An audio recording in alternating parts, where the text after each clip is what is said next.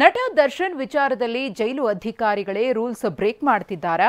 ಪರಪ್ಪನ ಅಗ್ರಹಾರ ಜೈಲಿನಲ್ಲಿ ಜನಸಾಮಾನ್ಯರಿಗೊಂದು ನ್ಯಾಯ, ಸೆಲೆಬ್ರಿಟಿಗಳಿಗೊಂದು ನ್ಯಾಯನ? ಅಷ್ಟಕ್ಕೂ ಈ ಆರೋಪ ಕೇಳಿಬರ್ತಾ ಇರೋದು ಯಾಕೆ? ಜೈಲಿನಲ್ಲಿ ನಡೀತಿರೋದೇನು? ಇಲ್ಲಿದೆ ನೋಡಿ ಕಂಪ್ಲೀಟ್ ರಿಪೋರ್ಟ್. ಸಾಮಾನ್ಯರಿಗೊಂದು ನ್ಯಾಯ, ಸೆಲೆಬ್ರಿಟಿಗಳಿಗೊಂದು ನ್ಯಾಯ.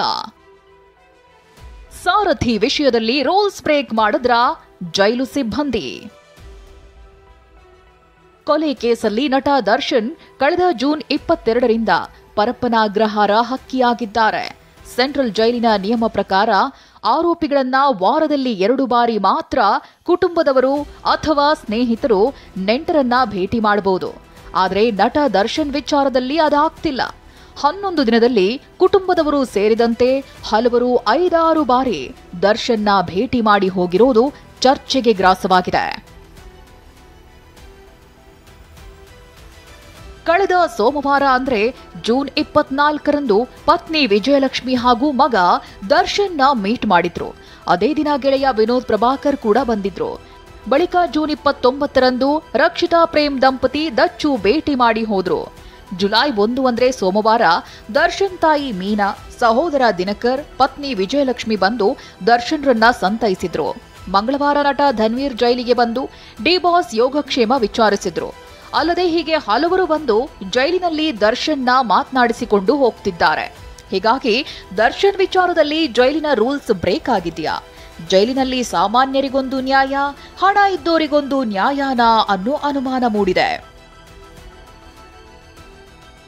ಹೀಗೆ ದರ್ಶನ್ ಭೇಟಿ ಬಗ್ಗೆ ಚರ್ಚೆ ನಡೆಯುತ್ತಿರೋ ಹೊತ್ತಲ್ಲೇ ಮಗಳನ್ನ ಮಾತನಾಡಿಸೋಕೆ ಪವಿತ್ರ ಗೌಡ ಪೋಷಕರು ಜೈಲಿಗೆ ಬಂದಿದ್ರು.